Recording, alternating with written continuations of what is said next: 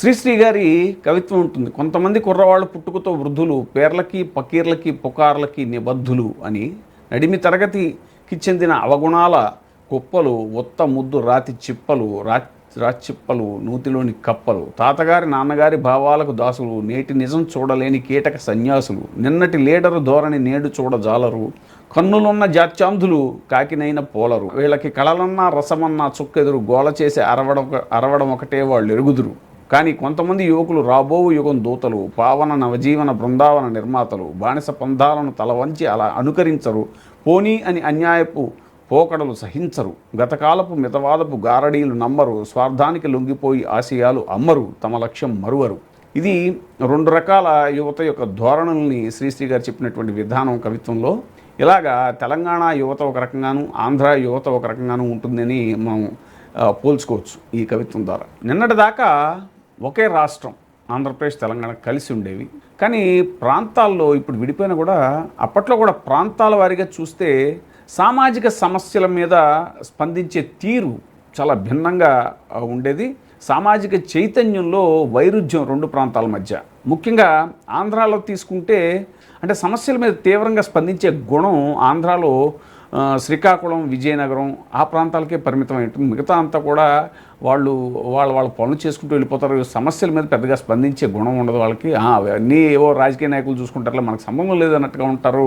కోస్తా ప్రాంత వాసులు కానీ, లేదా ఇటు కృష్ణా జిల్లా వాసులు కానీ, కోస్తా అంతా చెప్పాలంటే. ఎందుకంటే వాళ్ళు కొంచెం కంఫర్టబుల్గా ఉంటారు, కంఫర్టబుల్ పొజిషన్లో ఉంటారు.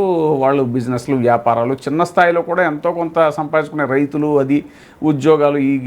ఇక వెనకబడిన ప్రాంతాలు ఉన్నటువంటి కొంచెం రాయలసీమలో కూడా కొంత ఇది ఉంటుంది, ముఖ్యంగా శ్రీకాకుళం, విజయనగరం ఆ ప్రాంతాలు. కానీ మరి తెలంగాణలో తీసుకుంటే ఆదిలాబాదు, కరీంనగర్, వరంగల్, ఇంకా హైదరాబాద్లో ఉస్మానియా యూనివర్సిటీ క్యాంపస్, ఇలాగా చాలా చోట్ల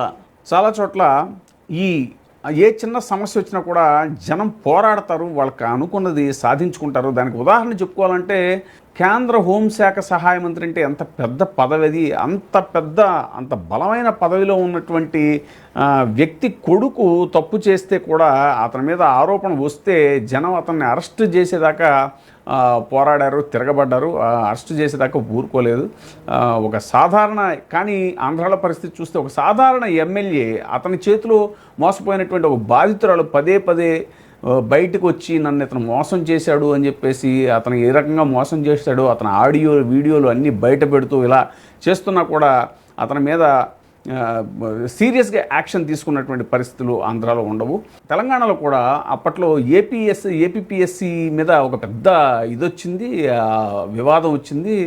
అప్పుడు కేసీఆర్ గారి టైంలో దాన్ని కూడా ఎంతో బలంగా పోరాడి సాధించుకున్నారు తెలంగాణ వాసులు.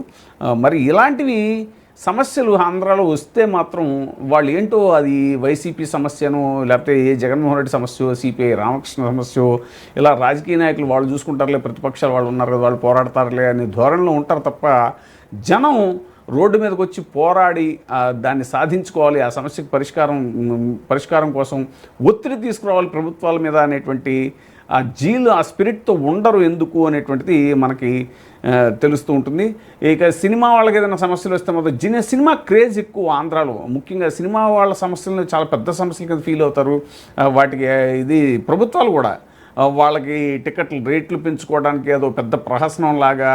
అప్పుడు జగన్మోహన్ రెడ్డి పాపం పేదవాళ్ళ పక్షాన్ని ఆలోచించి టికెట్ల రేట్లు చాలా అడ్డగోలుగా పెంచేస్తున్నారని చెప్పేసి ఆయన తగ్గిస్తే దాని మీద రచ్చ చేసేసి నానా యాగి చేసి, ఇలాగా ఈ సినిమా సమస్యలే చాలా పెద్ద సమస్యలు మనకి. ముఖ్యంగా పెద్ద హీరోల సినిమాలు అవేమిటో వాటి గురించి జనం కూడా చాలా ఎక్కువ వాటి మీద టైం స్పెండ్ చేస్తారు. కానీ పెట్రోల్ రేటు పెరిగిందనో, లేకపోతే ఇంకో సమస్య ఉందనో, రైతు సమస్యల మీద ప్రతిపక్షాలు పోరాడాలి తప్ప జనం వాళ్ళంతటా వాళ్ళుగా వచ్చి పోరాటం అనేటువంటిది ఎందుకు మరి స్ఫూర్తి తక్కువ ఏపీలో.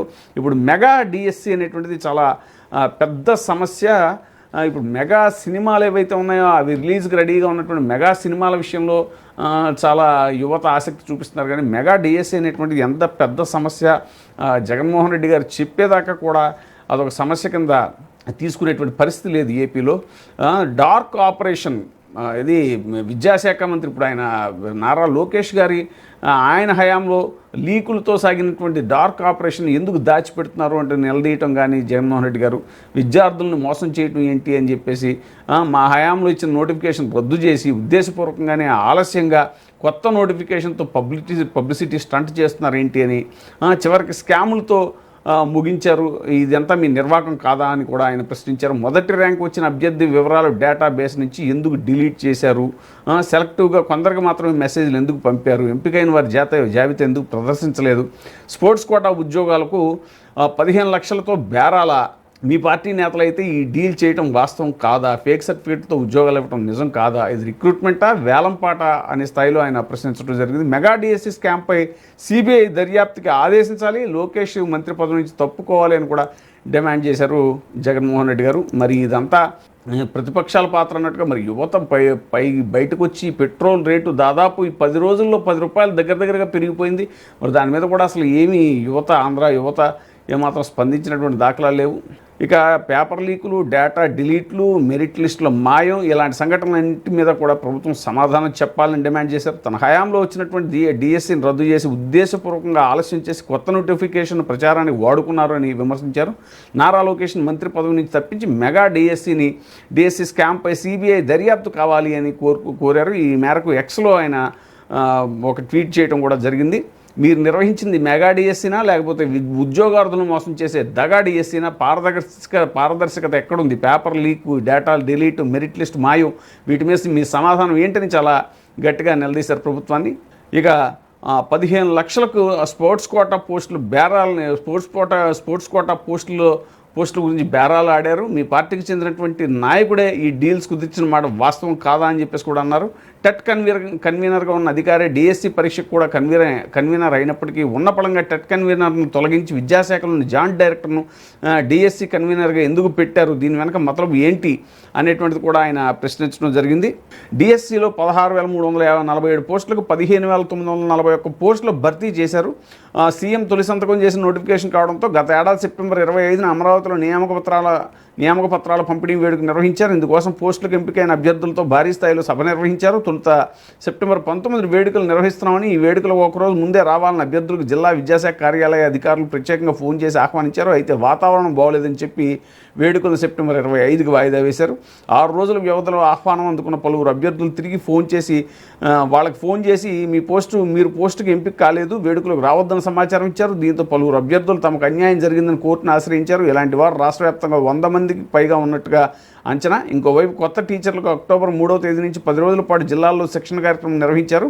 అయితే ఆగిరిపల్లిలో జరిగినటువంటి టీజీటీ శిక్షణ కేంద్రంలో 4 అభ్యర్థులకు ఎలాంటి నియామక పత్రాలు లేకుండా ప్రణాళిక ప్రకారం అధికారులు శిక్షణకు పంపించారు. ఇక క్రీడా కోటాలో పోస్టులను భర్తీ చేయడంలో శాప్ కీలకంగా వ్యవహరించింది. శాప్ పాలకవర్గంలో సీఎం బంధువు కీలక వ్యక్తి మాస్టర్ మైండ్గా వ్యవహరించి కథ మొత్తం నడిపించారు. కమిటీ స్క్రూటినీ సమయంలో ఉన్న ఉద్యోగులను చివరి ఫైనల్ లిస్ట్ తయారు చేసే సమయంలో బయటకు పంపిణీ చేయడం ఆరోపణలకు బలం చేకూరుస్తోంది. సర్టిఫికెట్ల పరిశీలనలో కీలకంగా వ్యవహరించిన ఓ డిఎస్డిఓ ఇప్పుడు శాప్ ప్రధాన కార్యాలయంలో కీలక బాధ్యతల్లో కొనసాగుతున్నారు. స్క్రూటినీలో సీనియర్ కోచ్గా వ్యవహరించిన ఒక వ్యక్తి జిల్లాకు డిఎస్డిఓ అయ్యారు. పేరుకే అసిస్టెంట్ డైరెక్టర్, స్క్రీనింగ్ కమిటీలో సభ్యుడిగా పెట్టిన ఓ కాంట్రాక్ట్ అవుట్సోర్సింగ్ ఉద్యోగితో వ్యవహారం జరిపించేశారు. ఆట ఆడదాం ఆంధ్ర మీద లేనిపోని ఆరోపణలు చేసి శాప్లో కీలకంగా వ్యవహరించారు అంటూ పేర్కొన్న సదరు కాంట్రాక్ట్ అవుట్సోర్సింగ్ ఉద్యోగితోనే డిఎస్సి డీల్స్ చేపట్టడం అనేటువంటిది కొసమెరుపు. ఇలాగా చాలా ఇవి అవకతవకలన్నింటినీ కూడా ఆయన బయటపెట్టడం జరిగింది. క్రీడల్లో జాతీయ స్థాయి పతాకం సాధించిన వ్యక్తికి డిగ్రీ లేదు. దీంతో అతను వేరే రాష్ట్రాల్లో డిగ్రీ చదివినట్టు ఫోటోషాప్లో పట్టా క్రియేట్ చేసి తెచ్చుకుని పీడీ పోస్ట్ కొట్టేశారు. ఇప్పుడు ఆ ఉద్యోగి పశ్చిమ గోదావరి జిల్లాలో పీడీగా పనిచేస్తున్నారు. ఇదిలా ఉంటే అర్హులైన మహిళా అభ్యర్థులతోనూ అసభ్య చాటింగులు చేసి కోరికలు తీర్చాలని మాస్టర్ మైండ్ వేధించినట్టుగా ఆరోపణలు ఉన్నాయి. ఇవన్నీ కూడా విచారణ ముగిసే వరకు కూడా ఉద్యోగుల్ని సస్పెండ్ చేయాలని పాఠశాల విద్య కోరకపోవడం గమనార్హం. నకిలీ క్రీడా సర్టిఫికెట్లు మాత్రమే కాకుండా డిగ్రీ అర్హత లేని వ్యక్తులకు ఉద్యోగాలు అమ్మేశారు.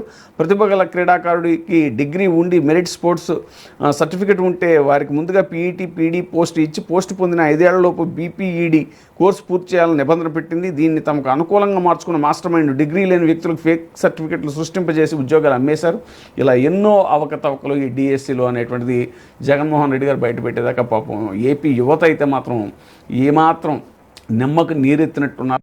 ఇప్పుడే సబ్స్క్రైబ్ చేయండి, లైక్ చేయండి, షేర్ చేయండి. వే టీవీ ప్రైమ్, మీ ఉత్తమాభిరుచుల సమ్మేళనం.